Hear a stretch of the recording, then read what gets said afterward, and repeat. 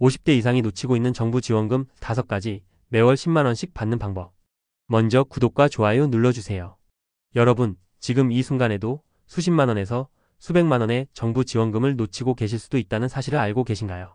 매월 3만원부터 10만원까지 연간 최대 120만원까지 받을 수 있는 효도수당과 장수수당이 있고, 각종 사고나 재해 시 최대 2천만원까지 보상받을 수 있는 시민안전보험까지 신청만 하면 바로 받을 수 있는 혜택들이 여러분을 기다리고 있습니다. 하지만 안타깝게도 많은 분들이 이런 제도가 있다는 것조차 모르고 계시거나 알고 있어도 신청 방법을 몰라서 그냥 포기하고 계십니다.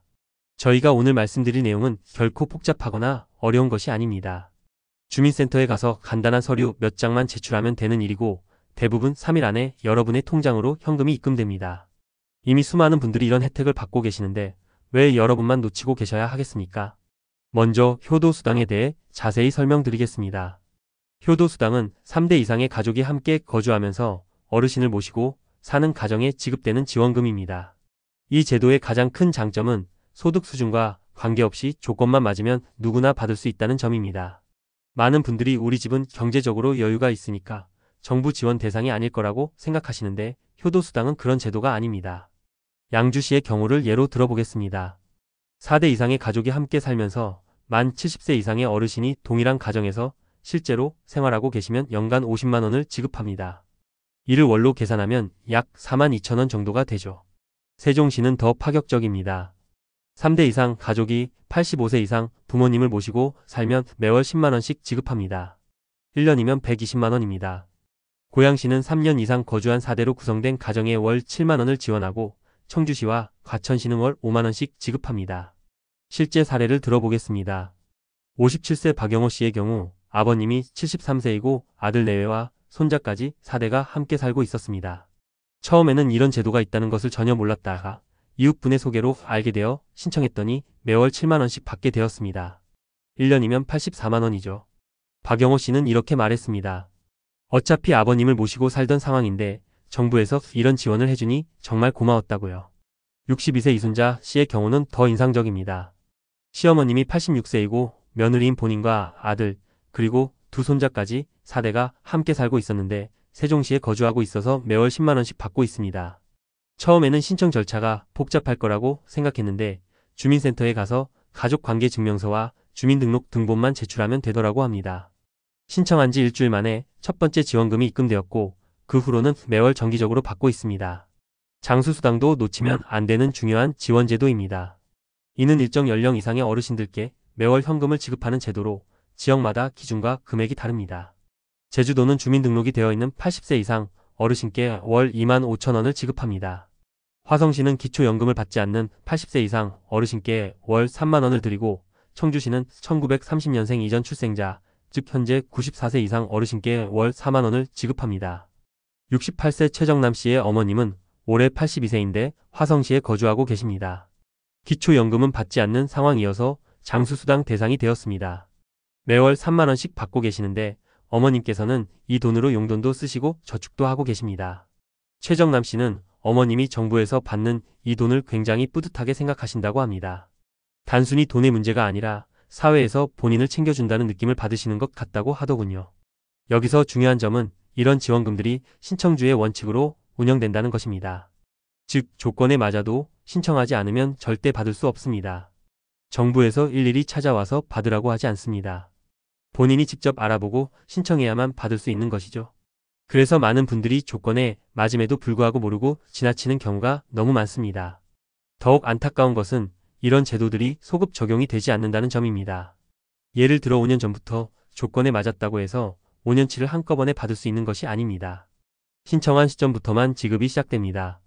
그래서 하루라도 빨리 신청하는 것이 중요합니다. 이제 시민안전보험에 대해 말씀드리겠습니다.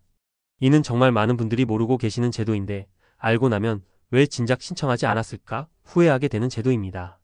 시민안전보험은 해당 지역에 주민등록이 되어 있으면 별도의 가입 절차 없이 자동으로 보장받을 수 있는 보험입니다.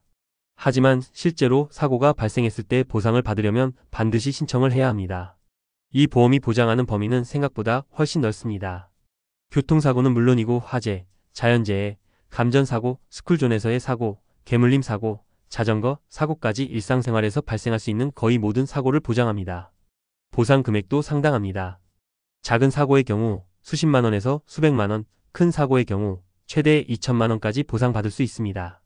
59세 정미경 씨의 실제 사례를 들어보겠습니다. 작년 여름 태풍이 왔을 때 지하 주차장이 침수되면서 차량이 전손 처리되었습니다. 보험회사에서는 자연재해로 인한 피해라며 보상을 거부했는데 나중에 시민안전보험이 있다는 것을 알고 신청했더니 500만 원을 보상받았습니다. 정미경 씨는 이런 제도가 있다는 것을 진작 알았더라면 더 마음 편하게 살 수 있었을 텐데 하고 아쉬워했습니다. 64세 김동철 씨는 산책 중 개에게 물려서 병원 치료를 받았습니다. 치료비가 80만 원 정도 나왔는데 시민안전보험에 신청하니 전액 보상받았습니다. 신청 절차도 생각보다 간단했다고 합니다. 병원에서 받은 진단서와 치료비 영수증, 그리고 사고 경위서만 작성해서 제출하니 일주일 만에 보상금이 입금되었다고 하더군요. 여기서 중요한 점은 시민안전보험은 본인이 가입한 다른 보험과 중복해서 받을 수 있다는 것입니다. 예를 들어 교통사고가 나서 본인의 실손보험에서 치료비를 보상받았다고 해도 시민안전보험에서 별도로 또 보상을 받을 수 있습니다. 이는 정말 큰 장점입니다. 또한 각 구청에서 별도로 운영하는 구민안전보험도 있습니다. 예를 들어 강남구나 동작구 같은 곳에서는 시민안전보험과는 별도로 구민안전보험을 운영하고 있어서 두 가지 보험에서 모두 보상받을 수 있는 경우도 있습니다. 신청 방법은 생각보다 간단합니다. 사고가 발생하면 먼저 병원에서 치료를 받고 진단서를 발급받습니다. 그리고 사고 경위를 간단히 작성한 후 신분증과 통장, 사본과 함께 해당 구청이나 시청에 제출하면 됩니다. 요즘은 온라인으로도 신청할 수 있고 보험회사 콜센터에 전화해서 신청하는 것도 가능합니다. 하지만 이런 좋은 제도들에도 제한 사항이 있습니다. 가장 중요한 것은 신청 기한입니다. 사고 발생 후 3년 이내에 신청해야 합니다. 3년이 지나면 아무리 큰 사고라도 보상받을 수 없습니다. 그래서 사고가 발생하면 가능한 한 빨리 신청하는 것이 좋습니다. 또한 지역마다 운영 방식과 보장 내용이 다를 수 있습니다. 서울시와 인천시, 대전시 등 대부분의 광역시에서는 시민안전보험을 운영하고 있지만 일부 지역에서는 운영하지 않을 수도 있습니다.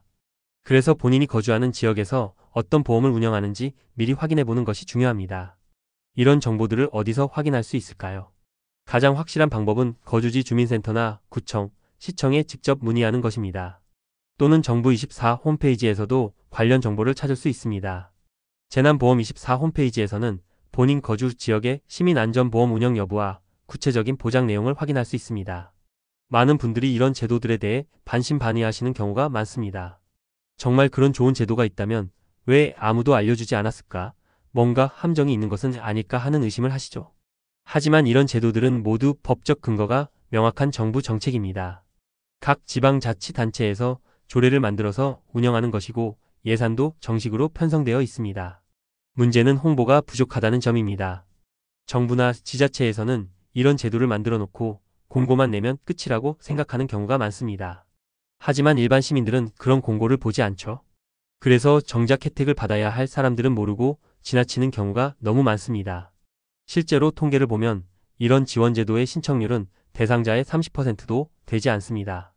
조건에 맞는 사람이 100명이라면 실제로 신청해서 받는 사람은 30명도 안 된다는 뜻입니다. 나머지 70명은 그냥 모르고 지나치거나 알고 있어도 신청 방법을 몰라서 포기하는 경우가 대부분입니다. 여기서 중요한 것은 시간입니다. 이런 제도들은 언제까지 계속될지 아무도 모릅니다. 지자체의 재정 상황이 어려워지면 축소되거나 폐지될 수도 있습니다. 실제로 몇 년 전까지 운영되던 지원제도가 예산 부족으로 중단된 사례도 있습니다. 그래서 지금 받을 수 있을 때 받아두는 것이 중요합니다. 또한 나이가 들수록 이런 정보를 접하거나 신청 절차를 진행하는 것이 어려워집니다. 지금은 건강하고 활동적이어서 주민센터에 가는 것이 어렵지 않지만 몇 년 후에는 어떨지 모르죠. 그래서 가능한 한 빨리 지금 당장 신청하는 것이 좋습니다. 신청 과정에서 어려움을 겪는 분들도 계십니다. 서류 준비가 복잡하다거나 절차가 까다롭다고 생각하시는 경우가 많은데 실제로는 그렇지 않습니다. 대부분의 경우 주민등록 등본이나 가족관계증명서 정도만 있으면 됩니다. 이런 서류들은 주민센터에서 바로 발급받을 수 있고 수수료도 몇백 원에 불과합니다. 61세 오경숙 씨의 경우 처음에는 절차가 복잡할 거라고 생각해서 신청을 미루고 있었습니다. 하지만 이웃분의 권유로 주민센터에 가보니 생각보다 간단했다고 합니다. 담당 공무원이 친절하게 설명해주고 필요한 서류도 그 자리에서 발급받을 수 있어서 30분 만에 모든 절차를 끝낼 수 있었다고 하더군요. 여기서 한 가지 팁을 드리자면 주민센터에 가기 전에 미리 전화로 문의해보는 것이 좋습니다. 어떤 서류가 필요한지, 언제 가면 대기 시간이 적은지 등을 미리 확인하면 시간을 절약할 수 있습니다. 또한 본인의 상황을 설명하고 어떤 지원 제도를 받을 수 있는지 미리 상담받는 것도 좋은 방법입니다. 가족들과 함께 상의하는 것도 중요합니다. 특히 효도수당의 경우 가족 구성원 전체가 관련되는 제도이므로 미리 가족들과 상의하고 동의를 구하는 것이 필요합니다. 또한 시민안전보험의 경우 가족 모두가 대상이 될 수 있으므로 온 가족이 함께 신청하는 것이 좋습니다. 지금까지 말씀드린 내용들을 종합해보면 우리 주변에는 생각보다 많은 정부 지원 제도가 있습니다. 문제는 많은 분들이 이런 제도가 있다는 것을 모르거나 알고 있어도 신청 방법을 몰라서 혜택을 받지 못하고 있다는 점입니다. 하지만 이제는 다릅니다. 여러분은 이런 제도들에 대해 알게 되었고 신청 방법도 알게 되었습니다. 이제 남은 것은 실천뿐입니다. 내일이나 모레가 아니라 오늘, 지금 당장 행동에 옮기시기 바랍니다. 마지막으로 이 모든 내용을 정리해드리겠습니다. 1. 효도수당은 3대 이상 가족이 함께 거주할 때 받을 수 있는 지원금으로 지역에 따라 월 3만원부터 10만원까지 지급되며 연간 최대 120만원까지 받을 수 있습니다. 2. 장수수당은 80세 이상 어르신께 지급되는 지원금으로 지역마다 금액이 다르지만 월 2만원부터 4만원까지 받을 수 있습니다. 3. 시민안전보험은 별도 가입 없이 자동 보장되는 제도로 각종 사고 시 최대 2천만원까지 보상받을 수 있으며 다른 보험과 중복 수령이 가능합니다. 4.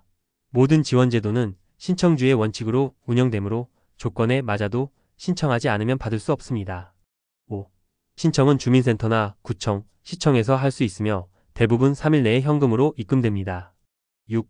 시민안전보험은 사고 발생 후 3년 이내에 신청해야 하며 그 외 지원제도들은 가능한 한 빨리 신청하는 것이 좋습니다. 7.